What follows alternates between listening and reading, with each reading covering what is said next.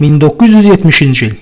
Bakının kənarında bir bağ evi qəfil silahlı milislər tərəfindən mühasirəyə alınır. Hamı elə bilir ki, ölkə üzrə axtarışda olan təhlükəli bir qatil nəhayət tapılıb. Hətta onu həbs etməyə də hazırlaşırlar. Amma bir neçə dəqiqə sonra məlum olur ki, cinayətkar əslində Azərbaycanın ən məşhur filmlərindən birində baş rol oynayan aktyordur. Bəs necə oldu ki, bir aktyoru əsl cinayətkar hesab etdilər? Bugün sizə məşhur Azərbaycan filminin pərdə arxasında baş verənlərdən danışacağım. Şəhərin dicliyi pozuldu. O Qızı Tapın bədii filmi 1970-ci ildə Azərbaycan Film Kino Studiyasında istehsal olunub. Filmin quruluşçu rejissoru və ssenari müəllifi Azərbaycanın görkəmli kino xadimi Həsən Seyidbəyli idi. Film Sovet milisinin 50 illik yubileyinə həsr edilmişdi. Hadisələr adi bir avtomobil qəzası ilə başlayır. Lakin araşdırmalar davam etdikcə məlum olur ki, qəzanın arxasında böyük maliyyə maxinasiyaları, gizli sexlər və cinayətkar şəbəkə dayanır.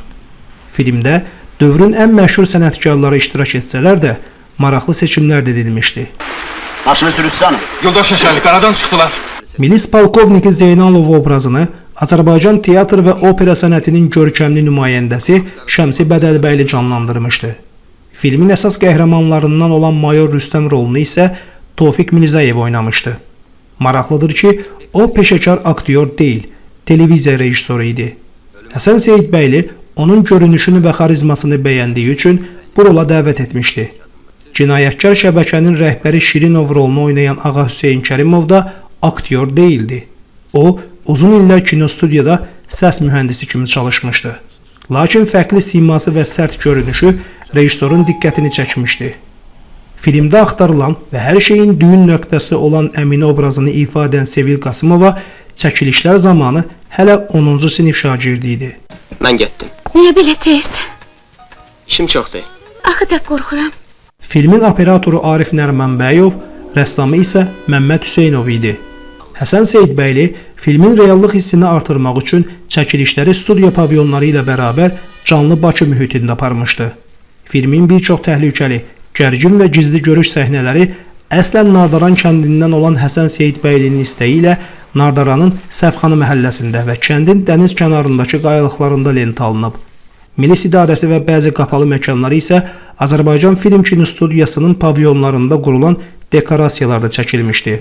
Siz məni kimləsə səhv salırsınız. O gecə yadınıza gəlir, özünüzü rəssam kimi qələmə verirdiniz. Film dedektiv janrda olduğu üçün çəkiliş vaxtı bəzi anlaşılmaz vəziyyətlər yarana bilərdi.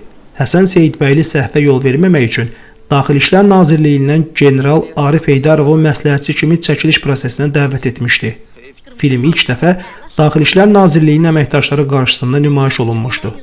Filmdəki bağ səhnəsi Azərbaycan SSR xalq rəssamı Mikail Abdullayevin bağında lentə alınıb. Biz çoxdan ilişmişik.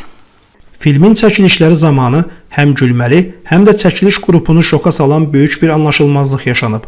Bağ evində gizli sex fəaliyyəti və cinayətkar qrupun toplantı səhnəsi çəkilərkən prosesi yaxından izləyən və filmin çəkilişinə təhlükəsizlik dəstəyi verən Daxili İşlər Nazirliyinin rəsmi məsləhətçisi kənardan aktyor Ağa Hüseyn Kərimova baxır.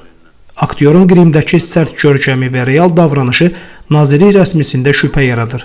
O, Kərimovu həmin dövrdə SSR miqyasında ümumİttifaq axtarışında olan təhlükəli bir qatilə bənzədir. Buna bilirsin nə deyərlər? Qruppavoy cinayət. Daxili İşlər Nazirliyinin rəsmisi dərhal operativ qrupa xəbər verir. Çəkilişdən sonra onu həbs etmək fikrində olublar. Bir neçə dəqiqə ərzində çəkiliş aparılan bağ evinin ətrafı silahlı operativ milis əməkdaşları tərəfindən tamamilə mühasirəyə alınır.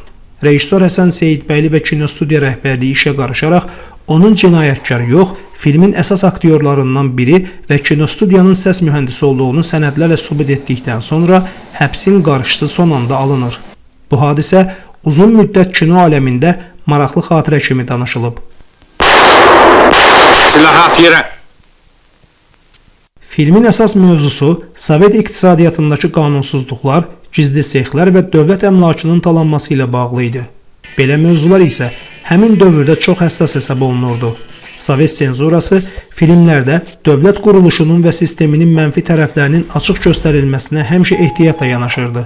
Bu səbəbdən filmin ssenarisi və bəzi epizodları ciddi nəzarətdən keçmişdi.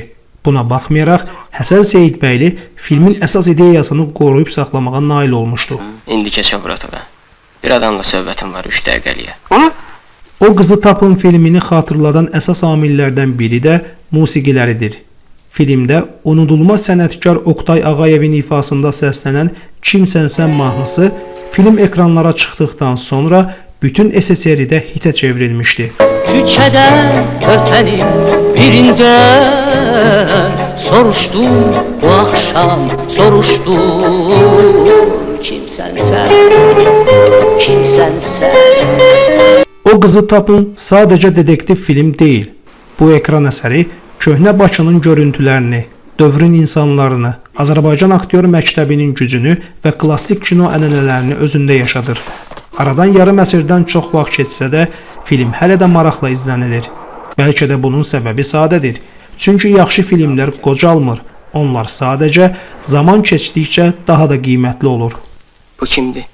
Bu, onu uşaq vaxtı çəkmişəm. O zaman hər şey safdı, təmizdi. Əminə.